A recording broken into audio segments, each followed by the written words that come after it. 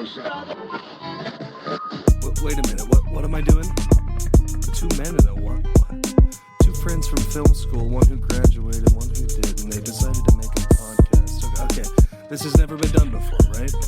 Okay. This is Matthew and Harrison's Two Men in a Movie. It's not what it sounds like. But they're a lesbian, so maybe it's a gay lesbian thing. Okay. It's a lesbian thing, you know? You're not a lesbian, though. A lesbian said I was a lesbian, so... That doesn't make I think you it makes me a lesbian. lesbian. So are you saying that you, a straight man, are a better judge of who's a lesbian than a lesbian? No, Are you I'm saying that a straight white male First is off, right? not straight. Second off, sure. Okay, a straighter white male Sure. is correct, while lesbians not? No, I think it's not part of being a lesbian inherently part being a woman. Otherwise, I thought it was, but apparently, according to her... it's a lifestyle. According to her, I checked literally every other box, so she's giving it to me. Oh, According to her, that's the only thing that isn't checked on my form is a woman. but I think that is the important thing that needs to be checked. But you know what? I think you're really kind of enforcing gender hierarchies and like sexual ideas. I think You it's know much what? more freeform than that. Sure. I'll shut the fuck up. Introduce the show. Welcome to the Two Men in a Movie podcast, where each week one man shows another man a movie he can't believe he hasn't seen. You're joined by me, as always, Matthew Olenchek, the straight white male lesbian of America. I'm the only one, baby. And I'm joined, as always, by my straight white male, not a lesbian, Harrison Poole. How are you, babe? What an intro. I'm doing all right. How are you? You know, being a gay queen, Oh my God. Brat Summer. Do you have to be gay to celebrate Brat Summer? No, you have to be a woman, which I guess being a lesbian also qualifies me for. So Oh my God. Okay. it's like informal logic where you can bullshit your way into a position that it's like you need this qualifier for this to be true, but you can just take the statement and get to the point where it has the qualifier. Did you take formal logic? Forever ago. I'll always remember it because technically this is not an apple, or this is an apple. This is not an apple. Dogs are cats is a logically sound statement. Oh, okay. It's a false one. It's a logical fallacy. But the way formal logic works, you can write that out and it's Because correct. A doesn't equal to B. Yeah. B equals to C or whatever the fuck it ends up. If you have two contradicting statements, and then anything can be true, which is what Aleister Crowley said. Oh, about nice. having the two contradicting viewpoints in your mind at the same time gives you great power. Hell yeah. So this week, I brought the movie this week. It's Ben Affleck's 2010 bank robbery heist movie, The Town. What? I'm going to start by saying I didn't dislike this movie. I liked it enough. It just wasn't like my type of movie. Sure, 1,000%. I think it's a good movie. Sure. I think I would have liked it if it was more of a bank heist robbery movie and like less of a weird sappy love story. And you can do the balance. Baby Driver does the balance. Sure. But I wanted more crime. We had like... There's a lot of good crime in this movie, but I'd say the majority of it is either like, hey, hey, pretty lady, and like... Is that your Boston accent? Yeah, I don't know how to do Boston. I don't know how to do one. Okay. Hey, Boston, I don't know. Okay. You just kind of sound like Bill Burr, right? You just kind of yell a lot.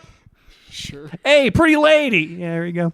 And like then the other like third, that's like a third of the movie. The other third is, it's rough being a bank robber, isn't it?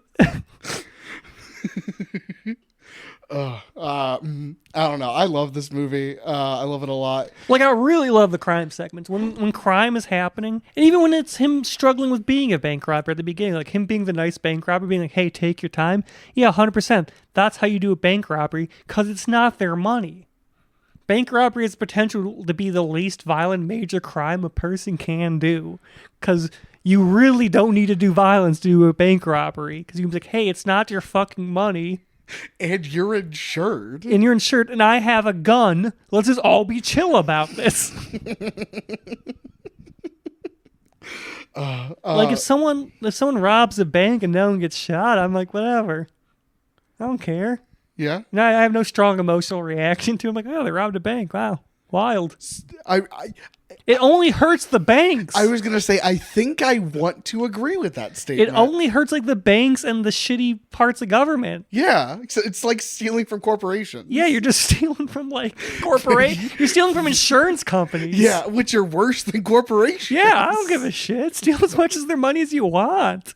Honestly, I had initial hesitancy, but then the moment I thought about it in Like, any you got a rational- group of all Ben Affleck style bank robbers robbing banks. I don't give a shit. The only people being hurt I want to be hurt are the fucking insurance companies. Drain them dry. I don't give a shit. Or the people who think they're cowboys and want to fucking like get it like casualties. you Yeah. know? Also, stop trying to be a hero when a bank robbery is happening. That's what I've never understood. Me neither. It's not my money. I don't care. It's not your money, and you're not going to get anything from stopping it. What, you think the bank's going to pay you? No. You're not going to. You might be in the paper, but there's better ways to be in the paper.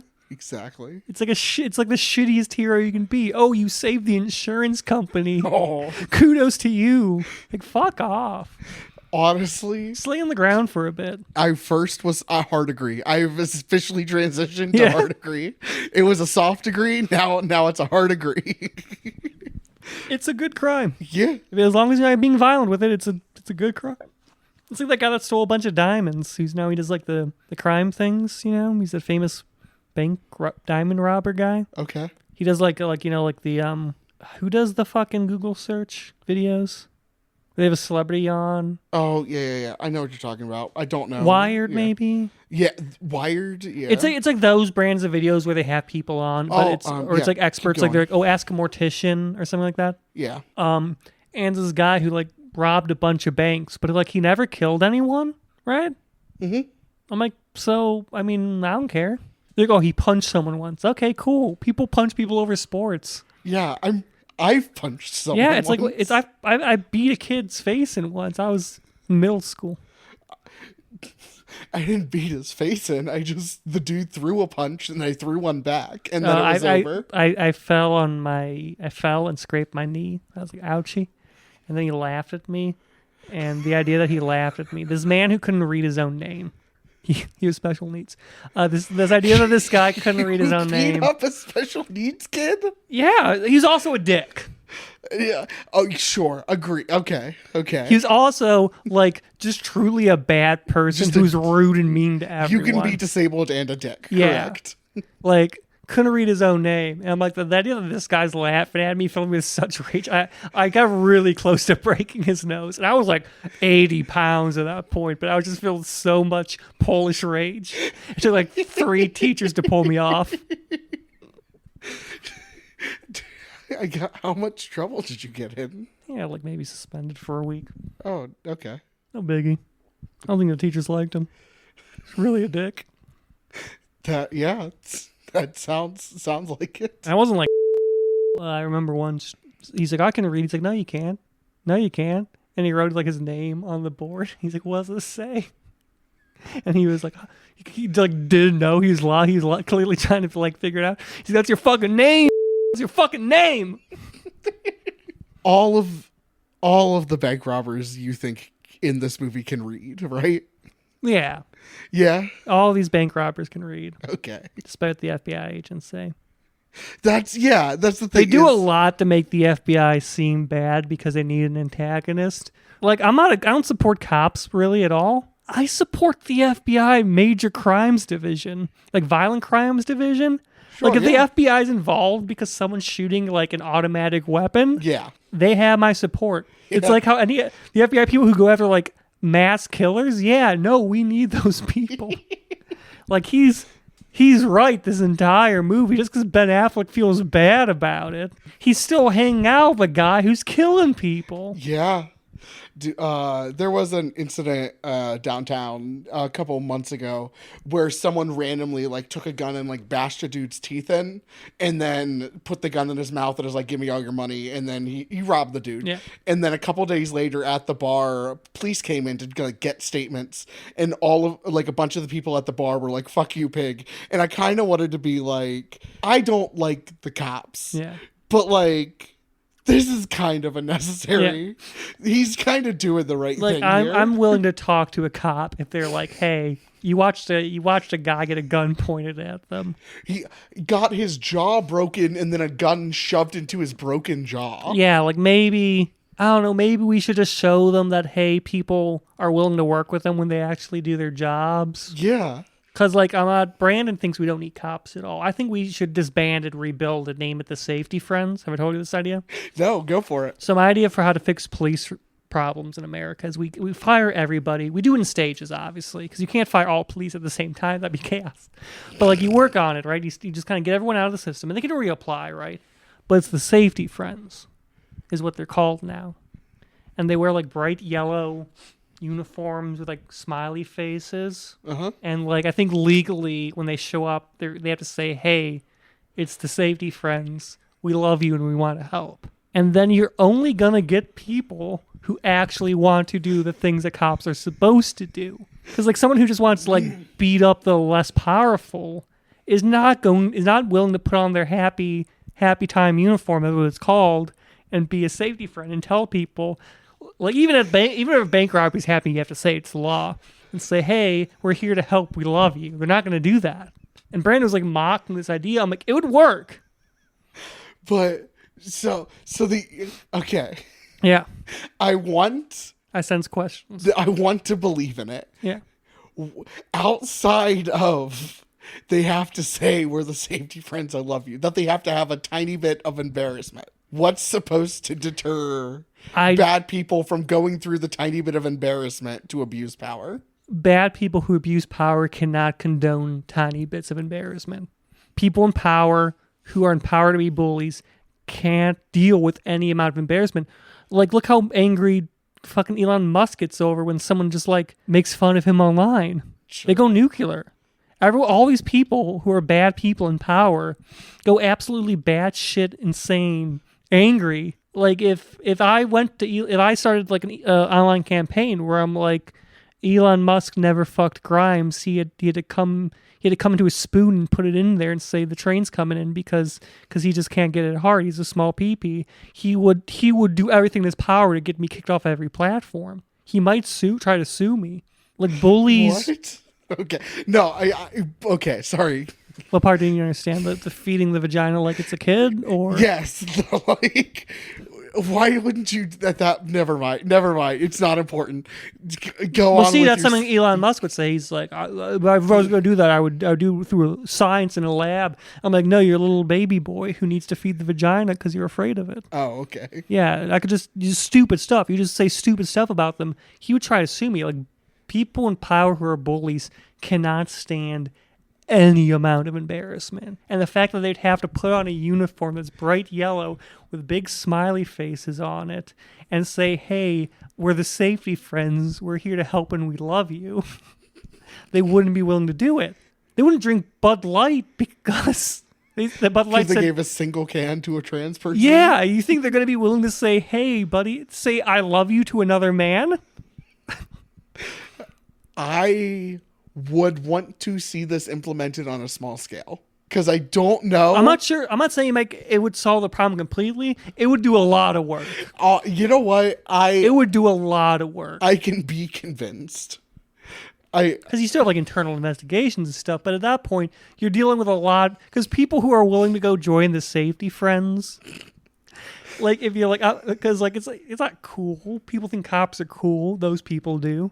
It's like that person on Tinder who was a cop I saw she's like posing on her cop car with a gun. I'm like, Jesus fucking Christ. But they like to think they're like cool and tough. Sure. And so they have to wear, I imagine maybe the uniform is a bit puffy too. I'm imagining it'll look like a child show presenter. So maybe there's like a little like cardigan vest over it or something, like a Mr. Rogers. A little bulletproof cardigan vest. Yeah, like you want to look like you went to like the land of make-believe, and it's what the cops look like on there. So, okay. Maybe to start with, we put like little hard antennas on their hats. It's hard antennas or wheelie fans. Yeah. I want them with a little beanie. They wear little beanies with propellers on them. Yes. The point is... Wheelie fans, fucking propeller. That's the fucking... Jesus Christ. But the point is that you look at these people, and visually, they're not intimidating, and you don't respect them visually. But they still have guns, and they're there to do their fucking jobs, you know? And the people who are willing to put up with that are people who are like, yeah, this sucks. My wife makes fun of me a bit, like good-naturedly, but I'm doing a needed public service. Because the bullies join cops because it's a promise of power and they think it's cool. Yeah. As soon as you take that away from them, they don't want to be cops anymore. In theory, I want to agree with you. Actually, in theory, I completely agree with you. In practice, I would want to see this implemented. I think on a small at the scale. very least, it would lessen the shittiness enough that you could actually do serious reform from the inside. Sure. Yes. Like, I'm not saying it's a fix-all Band-Aid. I was like, I think it's a Band-Aid on a bullet hole. However, it's a platform. It's a platform to build a better police force. Is you take away the thing that draws the shitty people in. Okay. So then they're like, oh, I'm wearing my cool tactical gear. Now you're wearing your little bulletproof vest that looks like a fucking cardigan. So have we? Your gun looks like a caterpillar. Like, I'm not saying we turn all guns into caterpillars, but specifically the guns they use have to look like caterpillars. And maybe legally, when they reload, they have to announce, I'm feeding the caterpillar. Just make them light up shoes. Just make them mockeries of what they look like. And you're going to get a lot less shitty people. Because a lot of people only join because they think it's cool and tough. And I'm a tough cop guy and you have to respect me. No, I don't. You have a caterpillar on your hip. We have not talked about the movie at all. No, we got in and we started talking about cops. Yeah. So you can start at the beginning. We haven't touched on a goddamn thing. Okay. So this movie begins with right before a bank heist. Are they? Yeah, they're in masks at this point. Yeah. They don't take the mask off till after. Ben Affleck is basically being like, here's the plan, here's the rundown. Oh, because it does start with the cool like like slideshow where it's yeah. This place in Boston. And this is apparently true. Charles, it's the numbers are wrong. The numbers are overinflated. The thesis of the argument is correct. It's like they produce the most bank and armored truck robbers in the country. Yes. The numbers that they give are grossly overinflated because it's a movie. Yeah. I told my mom this. She's like, why is it like that? I'm like, I don't know. It's Boston. Yeah. It's a violent city. Yeah. Like part of the culture of Boston is just being hooligans. I'm not saying like violent in the way they're like, cities are violent because I'm afraid of black people. No, it's hooligan behavior. It's a city of hooligans. There's like Ohio's joke is everyone wants to get out of Ohio. Boston's joke is that they like throw car batteries into the bay recreationally. Yeah, I mean, they're thicker accented Philly. Yeah. Like, you look at Bill Burr and you're like, that's the nicest Boston man alive. Bostonian in the He's world. the nicest Bostonian. My mom. And he is mean. My mom's from Boston. It's great. I love the city. I've only been like I'm going to be once. going for the My Chemical Romance concert. Fuck yeah, dude. Beachside I'm so Airbnb. jealous. It's going to be great. I'm so jealous. And I want to see Boston because, I played Fallout 4. Seems like a cool place. That's what I thought when they were doing the overhead shots and they were like, this neighborhood. I'm like, I was there in Fallout 4 because all the Fallout games like aren't to scale, but you can theoretically get around Boston from having played Fallout 4 enough because everything's more or less in the right. It's like how like in like Assassin's Creed, like the cities are all set up pretty accurately. Like it's so I'm like, super mutant. That's me watching this movie, but I was looking for Bill Burr because I'm a fan of him. So they're in the middle of a bank heist, and does Bill Burr still live in Boston? I thought he lived in L.A. He moved out, but he's still very Boston. He is still. He was very on the Boston. Conan show talking about, and I agree with him because I'm a mean person. People are like, you're not mean. I'm like, no, I'm not kind. What's the other word for that? because I'm a mean person. I'm like Kind, not nice. yes. Yes. Yeah. Because like he was talking about how he's watching The Biggest Loser with his wife and she was getting upset because he was laughing. He's like, look, I just came back from like Africa and seen levels of poverty I couldn't imagine. And this guy's crying because he can't eat Oreos. I'm like, yeah, no, you're right. He's I also heard, because I was listening to people talk about like digging cars out of, might have been Bill Burr, I don't know who it was. Might have just been online, because they're talking about how in the Midwest, like we're very friendly and we'll help anyone get out of like, we'll stop Yeah. to help like anybody. And someone said, actually, Boston's the same way. They'll just insult you. They'll just insult you. They're like, you time. stupid fucking dumbass. Your car got stuck in the ditch. What are you doing driving out in the fucking snow? You fucking idiot. Hang on. I'll go get I'll get my shovel. Don't fucking move. I feel like I feel like I'd vibe in Boston. Hell yeah. Honestly, I want to move to Boston, but Neve says it's too cold. So She's in Ohio. yeah, she doesn't want to move from cold to cold. If she's moving out of the cold, she wants She's to like move half somewhere Dutch. Nice. Okay. Isn't it cold, Holland? I don't know. It's up there. It's in her blood. It's in half her blood. Okay. So It's like, Holly, I'm fine with the cold. And everyone's like, oh, because I'll be cold, but I'm like, I don't complain about it. I'm like, oh, I'm suffering. I'm just like, fuck, it's cold. This sucks. I'm like, oh, God, I can't smoke. Is every job I worked at, oh, I can't smoke outside. It's so cold. I'm like, it sucks, but I'm like, look, I'm from Lakewood and I'm Polish. My entire blood screams, it's okay if it snows.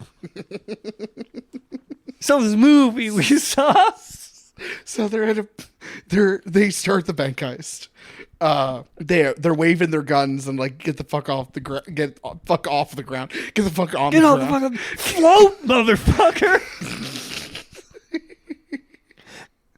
And they take the manager over to the safe. And we see how professional they are, too. Yeah. Because, like, the two people are dealing with the crowd. Another person's going, and they're, like, taking all the hard drives out of all the computers. They're fucking, like, microwaving them. They're bleaching everything. Like, it does a really good job of showing in the beginning that besides the planning scene, that these guys are, like, fucking professionals at this. I know exactly what to do. This is their second bank, and they've done 5 trucks before this. Because the next truck is their 6th truck because he says anyway. Timing. So they bring the manager over to the safe, and she's having trouble because she's panicking. Yeah. Because I don't know if you've ever been a manager of a bank while it's being robbed. It feels pretty stressful. Yeah. See, it's hard to keep those old hands steady because also they won't let you smoke. Exactly. So you're nicotine withdrawal, and you smoke. You're in Boston, and yeah, and then it's something I really liked. Where I didn't like. First of all, we see the man who's revealed to be Hawkeye, the famous Avenger, Jeremy Renner, yeah. be like, "I'll fucking kill you," and then Ben Affleck's like, "Yo, chill out," and does the very reasonable thing of like, "Hey, it's not your money. We're not here to kill you. We don't want to do that. Yeah. That's more crime. It's true. Just take a breath. You got this. You can do it." Which is the correct way to go about that. Yeah. I don't know what Jeremy Renner's character's name is Jem. Yeah. I don't know what Jem thought was going to happen. He's very aggressive when you have to realize that, like, it's like Ben Affleck's, it's on the thing. It's also, you see this a lot in, like, crime movies and shows, because it's true, is you don't want to make your crime more in case you get caught. Like in The Sopranos, the thing is like, why do you do that? Now you've made it interstate commerce. Like, you want to keep your crime at the level it's at, because if you do get caught, you don't want to go to more jail. Generally, is the plan. So if you have to, you'll shoot someone, I suppose. But you really don't want to do that. Also, probably because you're not like, I'm a murderer. You're like, I'm just trying to steal some money. Yeah. So she opens the vault, they get the money, and they fucking... What else is she in? I don't know off the top of my head, but... 'Cause I recognized her from Same. something. They take her with them as a hostage and drop her off. Which, like, no one likes, because I think Jem does it. Yes. And everyone After else he beats the fuck out of the other manager. And everyone else is like, Why do you do that? She's the one who triggered the silent alarm, right? Because she used her heel to press the back. I think so. Yeah. And then they get the Oh, fuck and she out. sees a neck tattoo. Yes, she sees the Fighting Irish, Yeah. the back neck tattoo. Do you think you'd cover up before you did a bank robbery, though? Right? Anyway. Yeah. If you have if you have something that obvious, that's as professional as they are, It's an odd slip. That is an incredibly odd slip. It's an act of hubris almost. That's like almost begging to get Can't caught. keep the Irish down, I guess. Yeah. No, that's what I fucking told my mom when she's like, "Why does it happen? Why is there so many bank robbers there?" So I mean, that's what happens when you put a bunch of Irish people together. She's like, "What do you mean? Like they're a violent criminal lot?" And she's like, "Okay, man, okay. You're just saying that to get me riled up. You don't believe that?" But what if... So, okay. No, that's ask your question. I don't even know what my question was. So, presumably about me trying to convince my mom that I think the Irish are a criminal lot. Like I'm measuring their skulls with forceps. Probably, I don't know. I don't know what my question was. Anyway, they're at a bar celebrating. Blake Lively is Jeremy Renner's sister, and she and Ben Affleck used to hook up, still do, but they used to too. And Ben Affleck, we find out Ben Affleck used to be like an oxy cokehead and hardcore alcoholic. He was a golden boy that like threw everything away because of drugs. And she is still doing drugs. Hardcore. And she has a daughter, Shine, who may or may not be Ben Affleck's. It's probably not Ben Affleck's. Doug is his character, right? Doug McRae. Which is it's a name. That's it's such an Irish name. It's such a name. Is Ben Affleck Irish? Well, he's from South Boston, so it wouldn't shock me. He doesn't look like... Well, okay. He's not from Boston. Everyone from Boston denies that he's from Boston, but he claims he's from Boston. Yeah, and he really sticks out in this whole movie. Because everyone else looks like Irish criminals. But the accent is like a semi-natural accent. Yeah, for him. no, it's like, good. He's, well, I mean, he was born in Berkeley, California. But he moved to Boston when he was like 2. And they're at the bar celebrating. What a fucking name. What? Benjamin Geza Affleck Bolt is his birth name. Do you know he speaks Spanish fluently? Yeah, wasn't he married to a Spanish woman? But also acting, he did a lot of stuff in Mexico and like learned the language. Yeah. He moved when he was 3. Yeah, there's nothing here saying is Irish, so I don't know. Okay.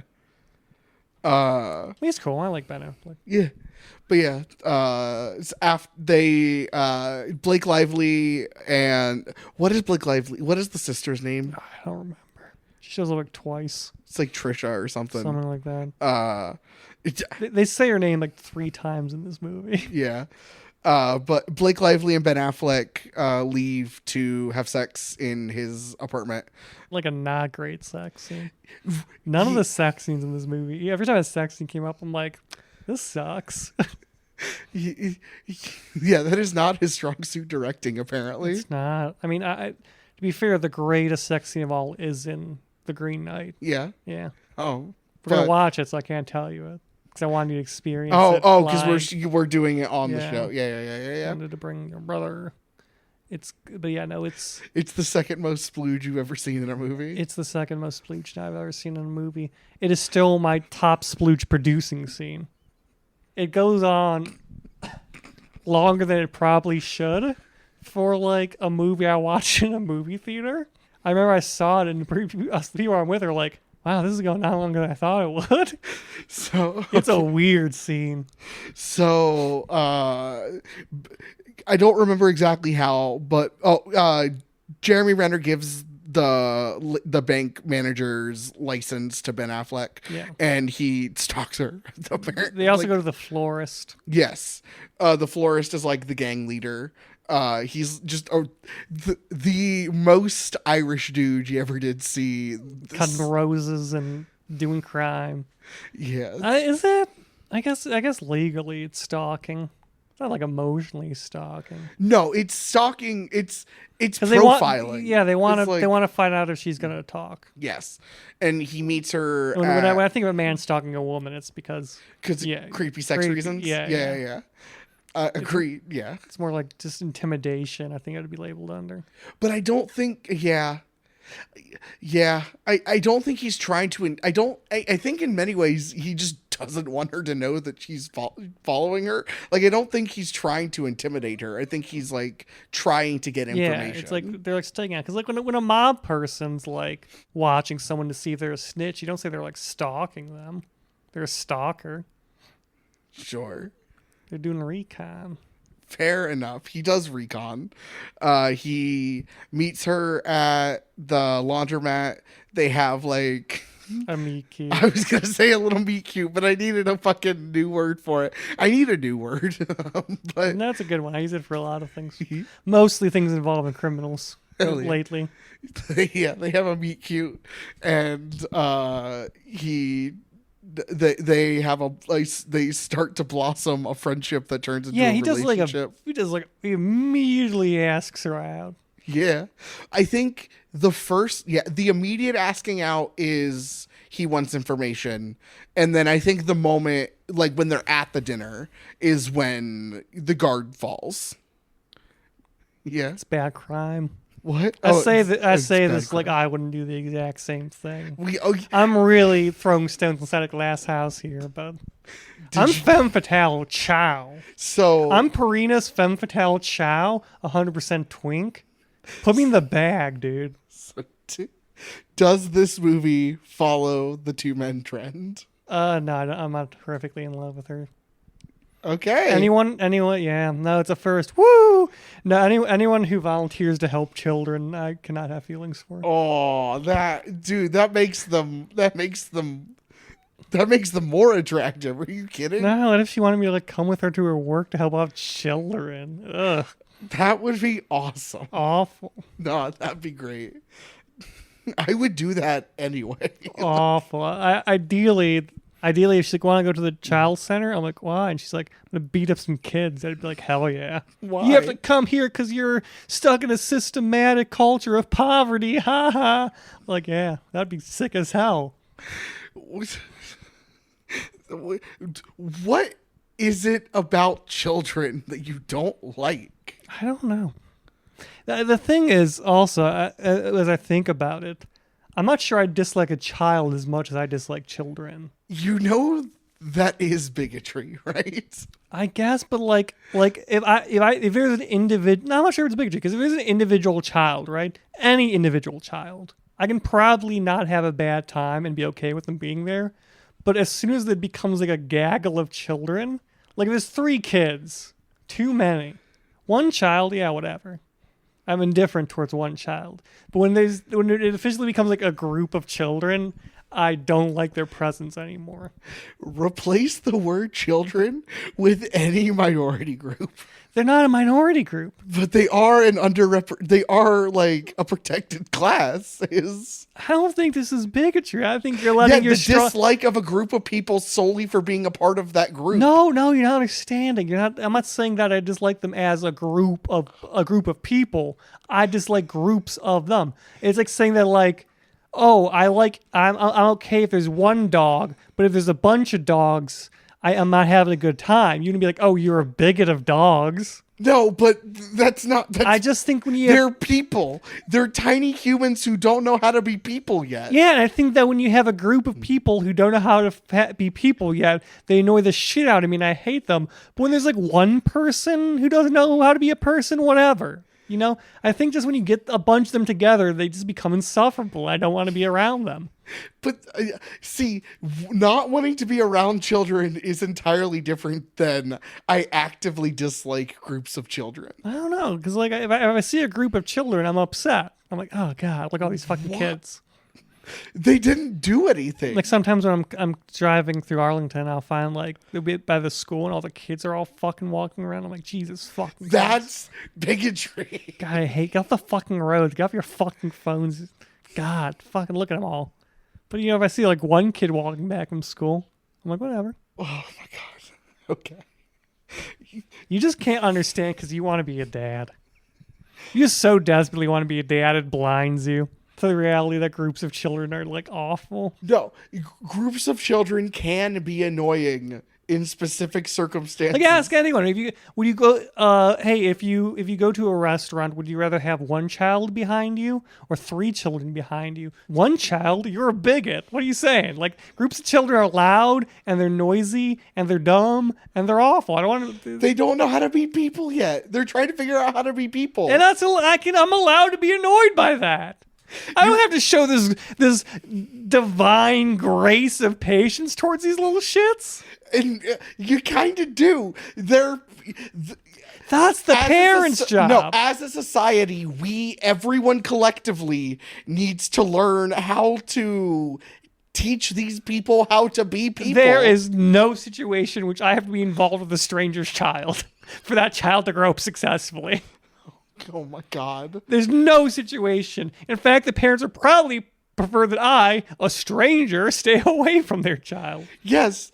That's not. It's like parents don't hate all these parent memes I see. I was just talking to Vic about this, where it's like, oh, weekends before being a parent, yay, happy. Weekends after being a parent, suffering. Can't wait to get to Monday. Like, people hate being around kids. Even the parents who love their children are like, God, I can't wait till they're a bit more grown. It sucks that they're a child. Absolutely. No one likes being around kids. No, first off, there are people who enjoy being around kids. Freaks. No.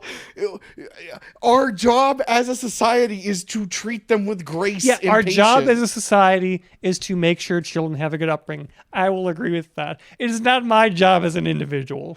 If we as a collective have to do it, then we as individuals have to be a part of that collective. If I am at Target and I am looking at magic cards or like small plastic dinosaurs, right? My 2 things I go to Target for. Yes. And I look over and there's a bunch of kids being fucking annoying. What am I supposed to do there? What is my responsibility to those children at that moment? Vaguely make sure they're safe, but that's not okay. Well, that's not really what I'm saying. If those group of children come up to you and start asking you questions, I'll answer their questions with grace and patience. Increasingly little patience, but I'll answer their questions. But, okay. I'll be really fucking annoyed. Counterpoint though, if one child came up to me and asked me a question, I'd probably be very patient with them. It's a quantity thing. I disagree with your thesis. I understand it. I disagree with your thesis. It's factually sound. No, I think we as a society, as a collective, need to treat these children like they're people and with grace and patience as you would treat any other person. Harrison, I'm going to let you in on a little secret here. Because they are people. This is how I also think about a lot of people.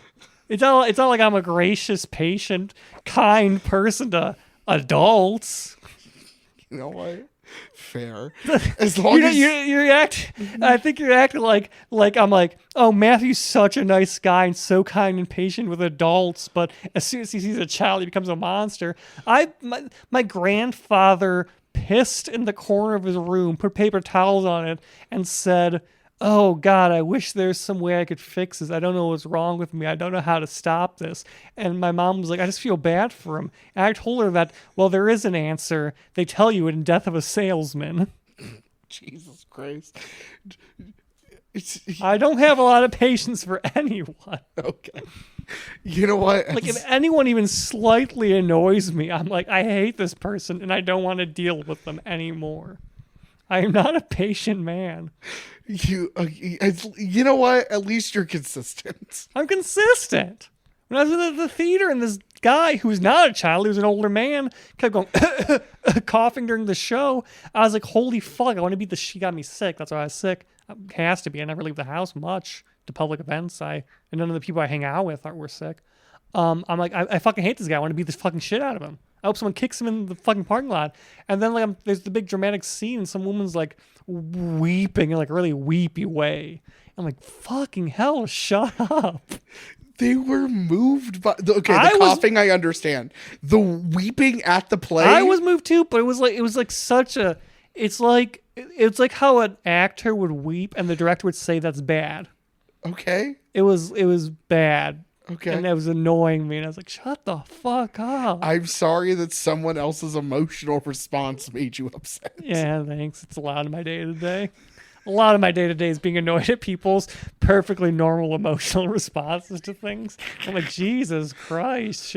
Stop being fucking sad. Oh my God. Oh, that upset you? Fucking hell. Shut up. So I think the best way to go about this movie now, because we're 50 minutes in, and I don't want a 4-hour recording. So I think the best part. Look, I'll hit the plot real quick, because you'll go into and then we can detail. go into different scenes, and Yeah, then we'll you'll go go on into our too favorite much scenes. detail. Go for it. Fucking, so they're doing this crime. He wants to get out. But he's still dating her. I was suspenseful because I'm like, oh, Jem's going to find out they're dating. And it's going to be a big thing. But really, he just calls him a fucking idiot, which he is being in the situation. And he's like, I didn't tell anyone else. So he's actually pretty cool about it. And then there's a lot of conflict between him and Jem about leaving. And then she finds out he's the bank robber. And there's a lot of conflict there. And John Hamm's going around being kind of a dick, but also right. All this, they do like the big last crime at Fenway. Fucking everyone but him dies. He's watching her. She's telling him to come over, and he's looking through her window in an adjacent building, seeing there's cops there. He's like, all right, I'll come over. And then she does the little code phrase about her dead brother, but like in a positive way. And he smiles because, she does love him. And then he's like, okay, I'll be right over. And then he never shows up. John Hamm's like, fuck you. You know, we're federal, right? Leaves. And he goes down to Florida, and he left her a bunch of money, which they used to make an ice rink. The end. That is the gist of it. Yes. That is the plot of the movie. That's the Wikipedia summary of this movie. Also, he kills the florist. Yeah, I was like, there's also the florist in the thing with the dad. Yeah, the florist is like, I made your mother I was going to do an Irish accent, and that was not going to be a good time for anyone. But he was like, I made your fucking mother a fucking druggy whore because your dad said no to me. Fuck you. Yeah, and then he thought his mom left and the mom killed herself. Actually, yeah, she killed herself because of drugs. Yeah, and the dad's in jail. And that's how he but like Jem's family essentially took him in when the dad went to jail. Yeah.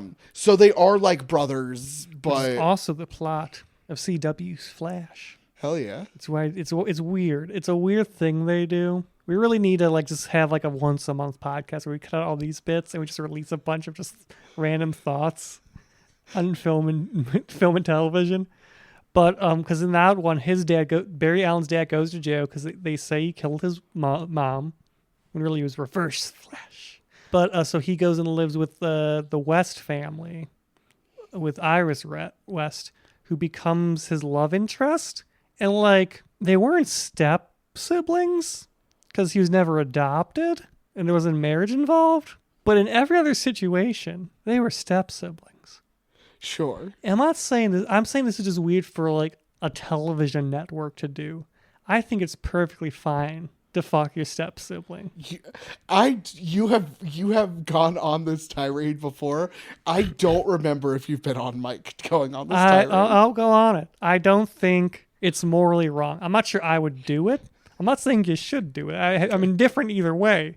But people act like it's this big taboo. It's not incest.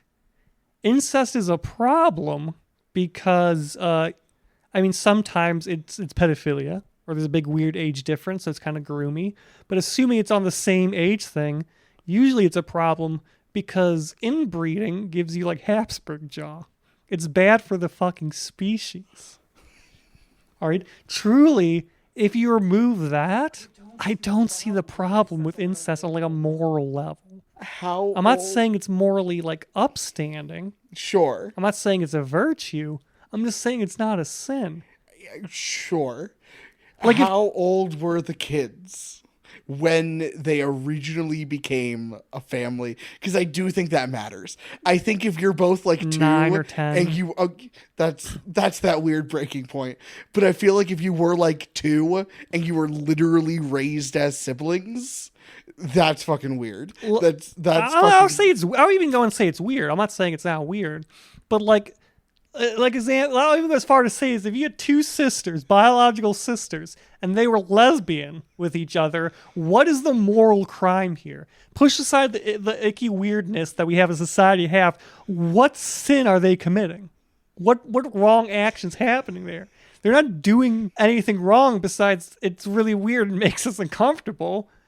They're not like going to make a fucked up child. What's wrong with it? So you think biological sisters should be allowed? I'm not saying they even should be allowed. I just don't see why people are like, that's bad. I'm not saying it's good. I'm just saying I don't think it's bad. I don't see where the moral failing is here, or where it's not. I don't see why it's a crime. Then again, I don't understand lingerie, so I don't know. I don't understand lingerie. Thank you. People look at me like I'm fucking weird. I'm like, no, it's just expensive underwear. Yeah, dude. Yeah, correct. And honestly, sometimes I think it's kind of unsexy. It's too much. Sure. Yeah. Like once you get past like a nice bra set or whatever, or tight jock strap, and you get like the really fancy shit, it's like, what are you doing? Why are you putting on more clothes to be sexy? Psychologically speaking, there is this thing with men that like the layer right before nakedness is actually like for some people sexier than nakedness itself. Okay, put on like because there is like the like your brain imagining. Just wear your underoos and put on like a tank top. There you go. We already invented the hottest piece of clothing for a woman. It's called the tank top. It shows the neck bones, the collarbones, the shoulders, and the arms. What more do you need? Sure. You don't need to fucking dress up in a fancy baby doll dress for your sister before you go lesbian on her. Just put on a tank top. Okay. Okay. So anyway, like what fucking Noah? There's definitely some incest after Noah, right? Sure. In theory, sure. And it definitely comes from like a Christian idea of like Puritanism or whatever. Like that whole, a lot of the Abrahamic religions are kind of prudish. So I think it comes from that. But do you know that when Europe like became aware of China, it really fucked up Christians for a bit? Because they had like their whole like, this is the timeline of the world. This is the history of the world. Like 2,000 years ago, the Great Flood happened, right? Mm-hmm. And then they find China, which is much older than 2,000 years. And they're both doing fine and don't remember a great flood. And they're like, oh God, what does this mean? Is the Bible not real? And it like fucked up like a bunch of people. No fun fact for all you out there. Nice. I love that he was well aware that they were taking pictures at the barbecue. Yeah. Like, I love that. I love that he just didn't care. He even said, he just like, I could have given you a better picture. You didn't need to fucking like sneak around our barbecue. You thought you were being slick. Yeah, but everyone knows what a fucking Fed car looks like. Yeah. Which is wild. Like, it's kind of true to life too. A lot of law enforcement people are really bad at appearing not to be law enforcement people. Yes. Like a good majority of people, you're like, that's a cop. Yep. 1,000%. And sometimes it's meant to be that. Well, actually, I think I also read that that's actually there to distract you from the actual cops. Like, I'm not sure about stakeouts, but like at like public events, I think I read somewhere that like they'll have some people who are clearly cops in disguise. So you're drawn to them as like, oh, that's a cop. And you don't notice the other cops actually like recording you who are actually doing a good job. That makes sense. Yeah, really lends credence to the fact that like pigs are one of the smartest animals out there. Yeah, man. The interrogations, I love the interrogation scene so much, if for no other reason than it's the most overwritten scene in the entire movie. It really is. Where It's dense compared to everything It's else. so it's like a cancerous tumor. it's the moment where it's like, I feel like Ben Affleck wasn't the only writer of this. There were there were like 3 others, but it's one of those where you remember that he has an Oscar for writing. Yeah. And then this one scene happens and it's It so feels like out it's out of of place. a different movie. Yes, it I think it does. wouldn't feel so out of place if it weren't for the slow love story that is a lot of the plot. Or if John Hamm just spoke like that. Like the actor? No, the character. Like, Okay. if the character just spoke in weird Shakespearean tongue, that either it was a thing that he's trying to sound smarter than he is because he is FBI and he's like trying. Yeah, I think he's putting on a little show. There. Yeah, it's that. Or, 'Cause you see, he's good at that. Like, he does the whole thing with the sister. Where he says, "Can you tell how big this dollar bill is? Over under 6 inches?" And she goes, "Under." He's like, "Actually, it's a bit over, just like my cock." He doesn't say that, but that's implied. see, but that's like he talks human in every other scene. I wish he would have done the weird Shakespearean epic monologue. John Hamm needs to cook. You are right. John Yes. Hamm needs. I love John Hamm. Me He's too. in Venture Brothers. Oh, nice. He's Orpheus's master, Oh, fuck the, yeah. the demon guy. And I always think I was watching it, and his master transforms into Orpheus's ex-wife. And he's like, "Holy crap! How is she 50? Look at this, the tits of a teenager, and look at this ass. You can bounce a dime off it." And the whole time I'm just thinking, that's John Hamm saying that.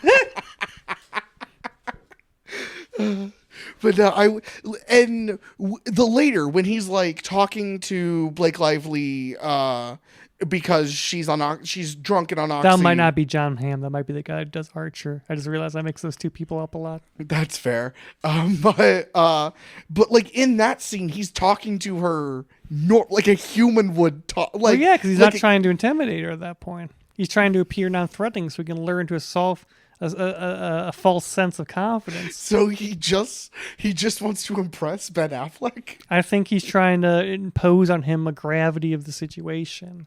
He's trying to make it because like they don't have anything on them at that point. They've already said that. So I think he's trying to put on a show to make it seem like Ben Affleck's in a lot more trouble and they're in a stronger position of power over him than he actually is. Sure. Because he can just leave. Also, side note, I didn't know. I guess on some level I knew. I never thought about it. That there's like businesses of people who make gravel. Yeah. You never thought about I don't that? know. I guess I never knew where it came from. Maybe like I just thought it was like a side product or something. Oh, it was. It's one of those things where like there's a lot of jobs people have, and you just never think of those being jobs, but they have to be. Like someone has to make gravel. That's like their job. It's like I make gravel, and you never think. It's like when I drive around, I see all these businesses, and there's so many businesses, and I'm like, who's going to all these businesses?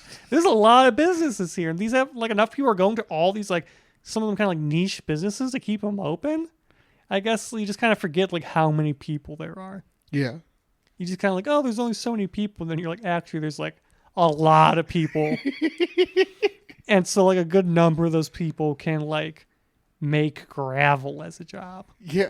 Well, it is a necessary thing that needs to exist for society to function. I guess I never think it's because I personally don't know anyone that makes gravel. That's fair. Like I know people in construction and stuff, but I don't know someone who's like, I make gravel. And it's never something you hear like people talking about, where it's like, I can't wait to make gravel when I'm older. That's fair. I think about that a lot, like all the weird little tiny jobs that are necessary for society to function. Like in like my job, I interact with some people in the county who like work on like traffic permits, and I'm like, how do you get into that job? What, like the writing of traffic permits? Yeah, like how do you? Is that something that like you're like, I want to go work in permits, or is it like I want to go work in government, or do you have to come from like a neighborhood or like a family or like a connection kind of thing where you know people in government? I went to film school. I don't know how people get jobs. Dude, I don't know. I also went to film school and I work in a kitchen. How do you, Two Men and a Movie, is it Two Men Movie Podcast Gmail or Two Men and a Movie? I gotta fix the one that isn't because it fucks me up all the time. 2menandmovie at gmail.com. How do you get a job? Like, how do you get jobs like jobs like that? See, I don't. Because I just did food service, which is really easy to get into because you need a job, so you look for jobs. Yeah. And then I just kind of stumbled my way into having like a real job, which is like a job. You'd be like, well, I guess people do that. I guess someone does have to like figure out how to put like communication lines up on telephone poles. I am the gravel person. Yeah, dude. See, but everyone can't be stumbling into this, right? Surely. I think specifically with the gravel thing, one of two things. Either it's a subcontractor through the construction company, or it's in the construction company and it's a job within the company. I could see that, yeah. Like, you're like, I want to do construction, and then you get assigned to gravel making. Yes. Okay. But yeah, like... Though, to be fair, like, most of my coworkers are just kind of people who ended up here.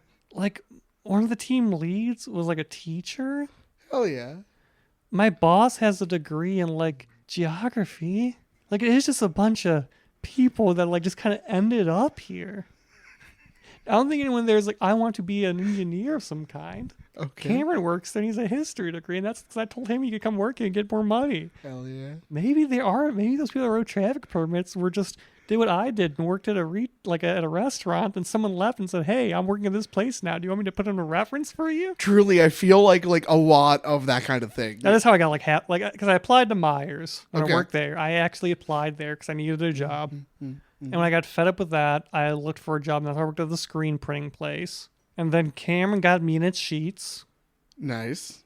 And then you suggested Kent Food Service to me. Yes. Maybe jobs just is... But who started it? Where did it start? I started at Sheets because I needed a job. And I was going to be there anyway, and I lived a block away. I worked the overnight shift because I wanted to do stand-up. Then I fell in love with my manager. She Home wrecked, which I approve. She left. I followed her. How'd she go to?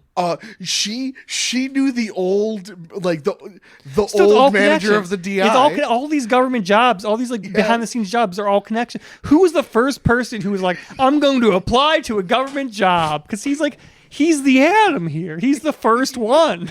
And then he just told all his friends, and that's how government started. Yeah, because she used to work at Quaker Steak, and then her manager there was like the manager of the honestly, DI. Probably in the country that if you go back, it was just a bunch of guys being like, we need to form a government now. Hey, Joe, you want to come be this guy? We need someone to do this. I want to know who got him. How far back does this web weave? God, I mean, I think we could at least start the American Revolution as a sanity point of, fuck, we got to make a government now. So they just started, it was just a bunch of dudes who were in the same room like, I guess we're doing this. We need to talk to our friends to get them in. Yeah. It's just a bunch of drunk 20-somethings who like... God, they were so young. Yeah, dude. Except Benjamin Franklin. Yeah. He was old. They were like our age or younger. That's so messed up. Maybe. It's like working in retail. Maybe early 30s. Benjamin Franklin was just a millennial working in retail. I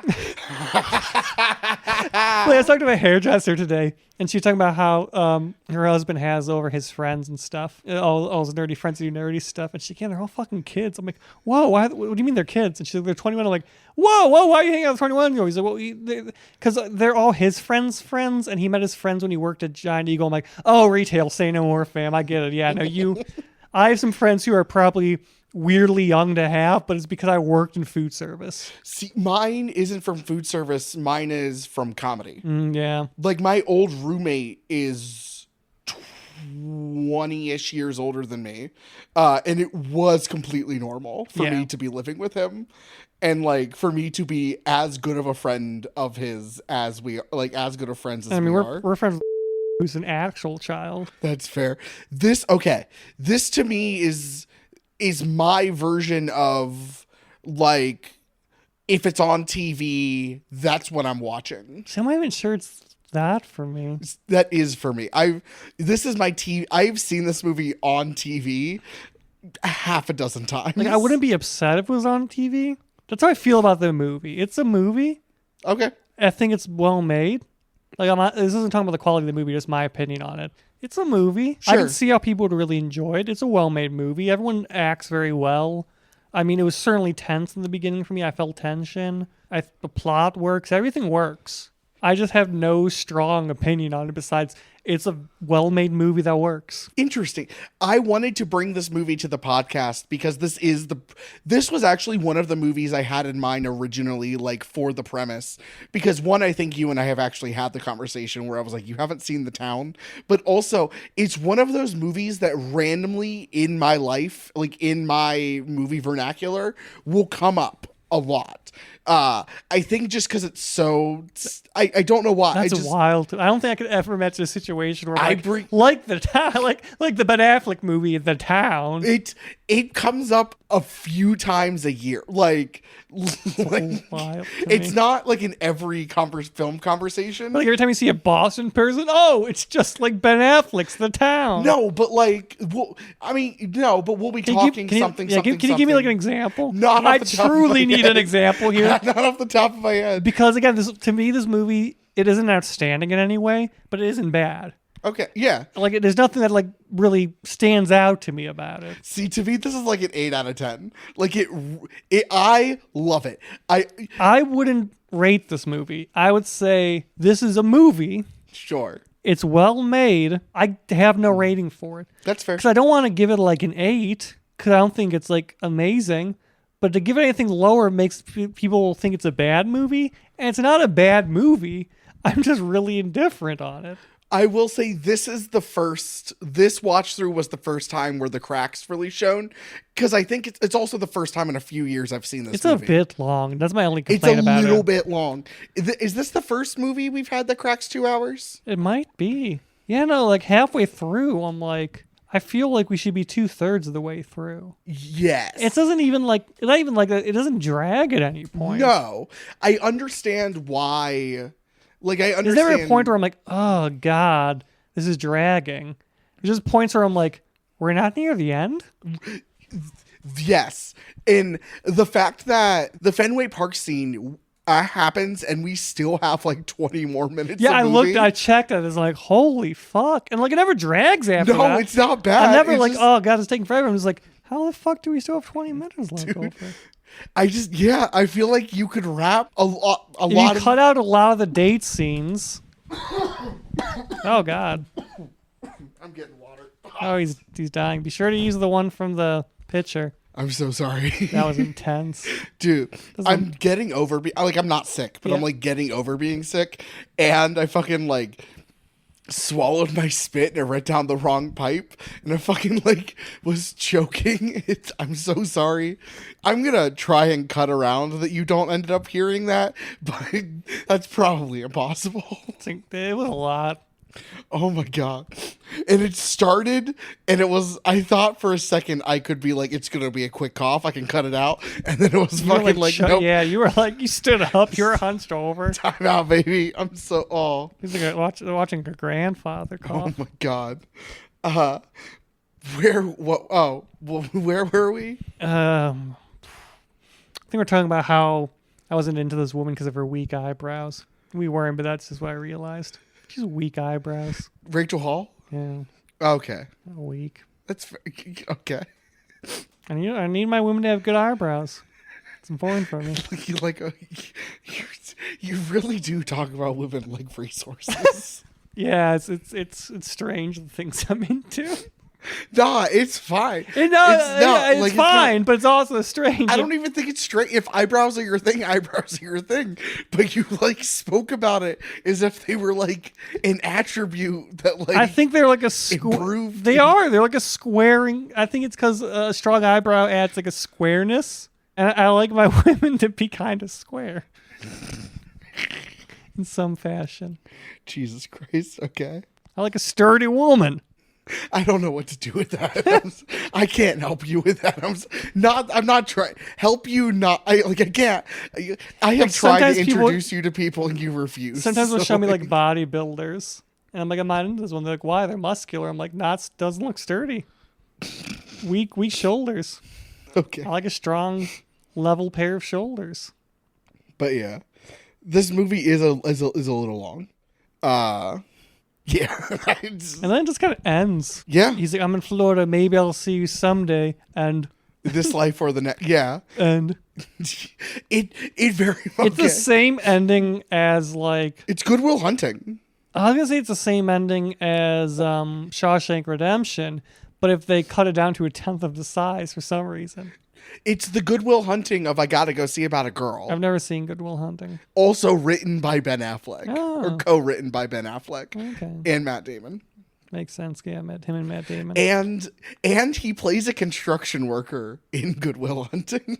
So I truly think on some level... Look at him. He's a big guy. He was just like, what is a job that I kind of know the lingo for? He looks like he's the only guy that played Batman that looks like he's Batman. Yes. He's a big man. Yeah.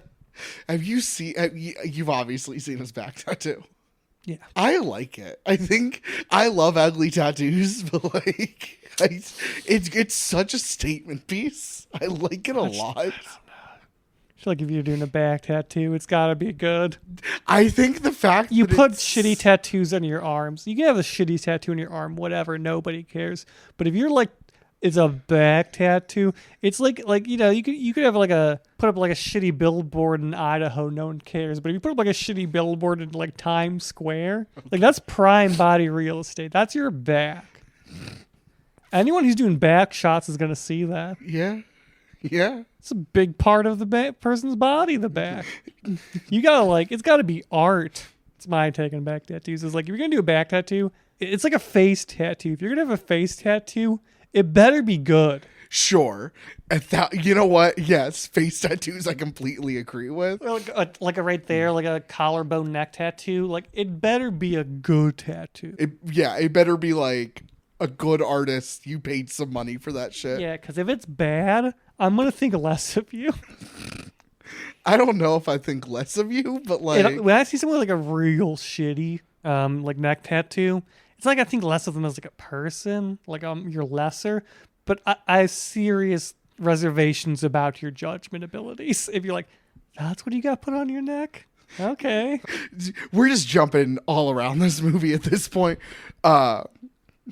One of my favorite mini moments is after she finds out he is a cop and she starts to question essentially everything about their relationship. If he's a criminal. Yes.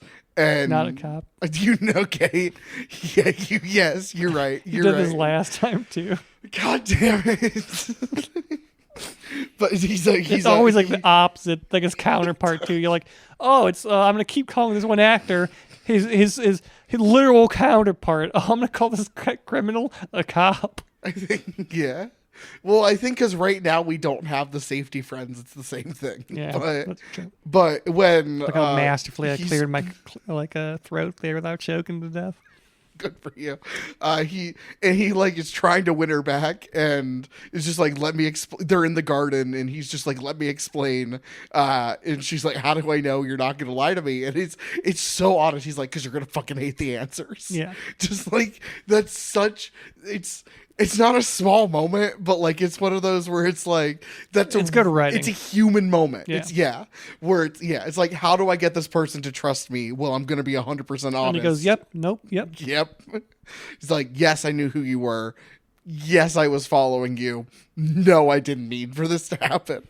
Also, the idea that's part of the crime was maybe this is some part of the crime. Like, he's gonna rob your bank again? What are you talking about? I understand being upset, but the moment where she's like, "Oh, is this part of it?" Probably not. He's a bank robber. And when Jem finds out, like at the and he covers his Yeah. his neck when they're at the table, and it's this like the interrogation, and Ben Affleck is freaking the fuck out. Is like, is she gonna figure it out? And he goes to say goodbye, and he quickly covers the Fighting Irish neck tattoo. Like, Jem had a much more reasonable reaction to being like, "You're doing what? You're who? Who's the girl?"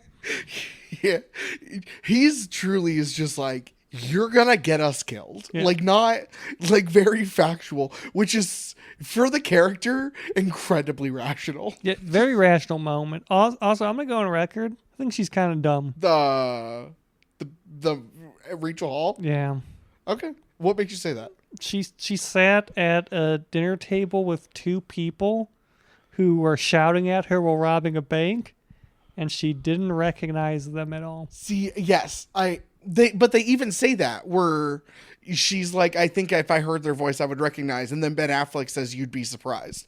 Like your brain, like, Yeah, I can like one. I was willing to be like, okay, it's a Brit, but when there's like two of them, especially when they're back and forthing. Yeah. Yes. I truly think it's because Jeremy Renner's not yelling. I think she like, this man's far too calm. no, but it's not he's far too calm. It's, I know this guy's angry voice. I don't know this guy's rational voice. And yes, they're the same voice, like they're the same octave, and but they're two different intensities. And but like, if that's the case, then like she should be able to connect Ben Affleck's like, hey, you got this, you're doing good, to the way he talks to her when he's dick deep in her. That's the same voice, guaranteed. But yes, that's what he says when he's like, you'd be surprised. Like your brain, her brain is like, maybe I'm blocking just him. built different. I would notice. You would know immediately. If Both of if the a people. woman had held me up and made me rob a bank, and later I went on a date with her, I'd be aware of this fact, and I would be only the more aroused for it. You should talk to your therapist about that, buddy. I mean, man, she's already struggling with the simple stuff. I don't want to put too much on her. Okay. I'm already a therapeutic challenge. But yeah, you're simple. And now I'm going to pile on, like, yeah, if someone, like, robbed me and then went on a date with me, I think that's hot. Like we just can't even fucking figure out how to make me feel better about the election. Yeah, okay. I am a joy is an active resistance mindset right now. Is like, how. you should feel hope. And then, like, I don't know. We haven't gone that deep into my shit yet. Okay. And if I'm already a therapeutic challenge, I don't think being like, yeah, like, I would totally be down to fuck someone who, like, forced me to open up a bank I worked at while they robbed it. I think that's super hot. Okay. Like, what's she gonna do? I'm already a fucking challenge, and we're on basic therapy shit. Well, you've had what, like 2 sessions, 3? Like 4. Okay, a handful. Okay, I apologize. I didn't mean to minimize when I was like 2 sessions. It was more like you're still really early into this. But She says I'm stubborn. yes, she's correct. I don't think that's true. I think I'm pretty malleable. Fuck you. You and I had such an intense argument to fucking put the guest episode in guest over. Pretty malleable. Vic says I tend to view myself as unmalleable and static, and I violently resist any attempts to do that. And I was like, I don't know. I'm like water, dude. I flow. If someone offers a point, I usually go along with it. I'm like, you know what? That's a valid point. I agree. Okay. So especially artistically. Like, artistically? Yeah. If If someone has a slightly different idea than you, people always say he will always accept our ideas, and he's very open to them. Yeah, that's exactly what they say. And he never once has he been like, no, that's dumb. He doesn't take offense when you ask him simple questions to clarify. Like, hey, this looks like a cat food commercial. Is this what you're going for? Not even questioning, like, for it looked great, but it was one of those, this looks like a cat food commercial, and he's so offended. Just like, Because it was the right decision, and everyone should know that. How dare you question me? And I'm like, I wasn't questioning you. I was asking you. I forget a who was question. talking about. Someone was saying that, like, if you try to, I think it was Tom Hanks, but he's saying that if you tried to, like, hey, I was thinking for this scene, Steven Spielberg. We say it like this, and Steven Spielberg's like, well, shut up. I'm not listening to you. I got it. I'm like, yeah. Yeah. You know what? Sure. In theory, I understand. I think on some level, I try to hire professionals who are semi-experts in their own specific fields, and I will take their expert opinion into consideration. See, I only do that for like technical stuff. That's mostly to do it because I have no interest in doing it. Fair enough. You just tell people to frame between your legs and then walk out of the fucking frame. Yeah. I wasn't even thinking that. Look. If someone wants their opinion to be considered, maybe they should be a beautiful woman I'm deeply in love with. Because I think that's truly the only person I'm willing to be like, you know what? Maybe you're right. Yeah. I think love is the only emotion that can inspire me, like actually considering someone's opinion on a deep, malleable level. But you're not stubborn? No. Okay. I'm like silly putty. Okay, so genuine. Are we just abandoning the movie at this point and just like talking? We hit all the good points of it, really. If you want to talk more about the movie, you have to bring it up because truly, it's a good movie. That's my final take. It's a good movie. I have nothing to say about it. Okay. It's not even white bread because I can get kind of excited about a good white bread and PB&J sandwich. Like, Sure. I have opinions about white bread. I do not have many opinions about this movie. That's fair. But if you're trying to make like a PB&J without white bread, you're fucking wrong and dumb and stupid. Only white bread on a PB&J? I truly think that the best PB&J is a fucking like Wonder Bread PB&J. Like that's peak PB&J. Okay. So do you have a favorite moment in this movie? And then we can get on to final thoughts, or we can just fuck around. It's probably the little scene in the beginning when he's like, take a breath. Sure. I didn't realize until this watch through just how much like Good Will Hunting this movie is. Just like I'll never know. Well, I'm going to bring it to the podcast eventually. No! Now that I know you haven't seen it. No, then I'll know. Honestly.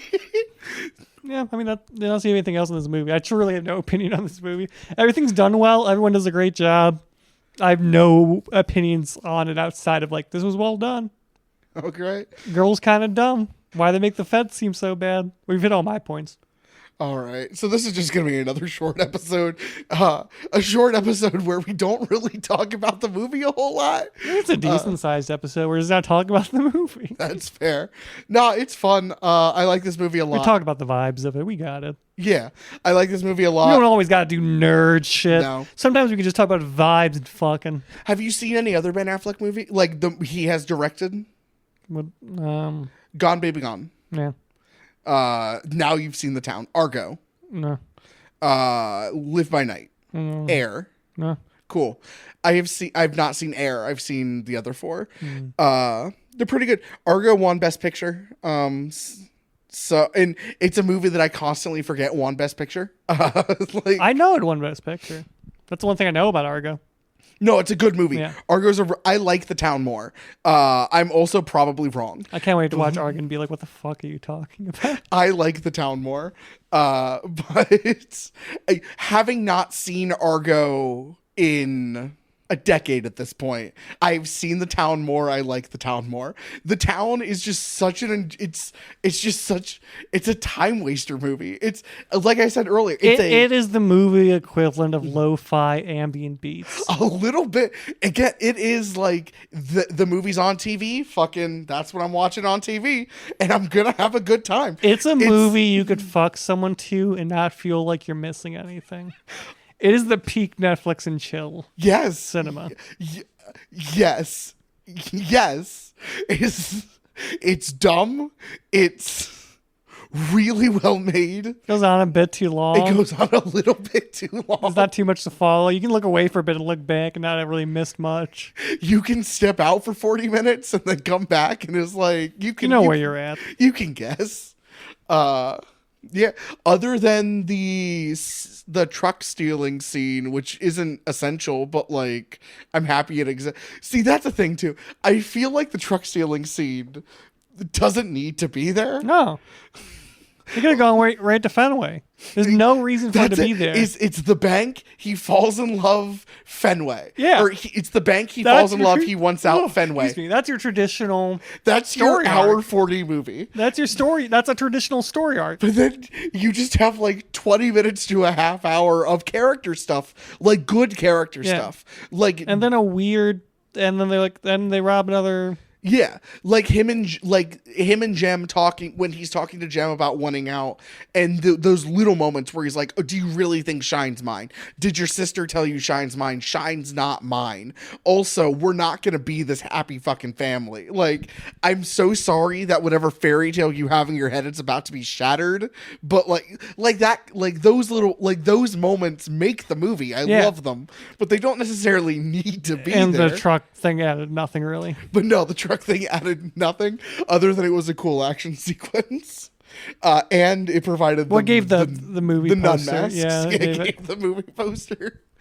Yeah, well, yeah, because they don't really do any. The first mask isn't cool, and the second one they're just dressed as cops. Yeah. Who's their research team? Like when they were at Fenway and they were talking to the secure people, he like named them, named their wives, named their address. Who runs their research team? The inside guy with the horse. They probably got it out of him. Oh, sure. Well, sure, maybe. He gave them the names, and then they just had some crime guy look them up. Okay, that I can agree with.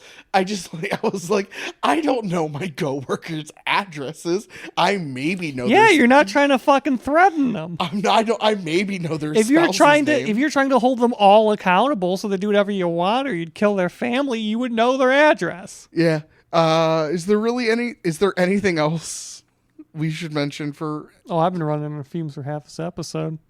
Okay. I don't have that many opinions on this movie. Give it a shot. I'd say, I'm not going to tell you that you should watch it, but if you don't have anything else to watch, you can watch it, see if you like it. I'm going to tell you to watch it. I'm not going to say add it to your list immediately, but if it's already on your list or you're looking for something, if you're scrolling through Netflix and you come across if you just need something to chill on, that's not a bad choice.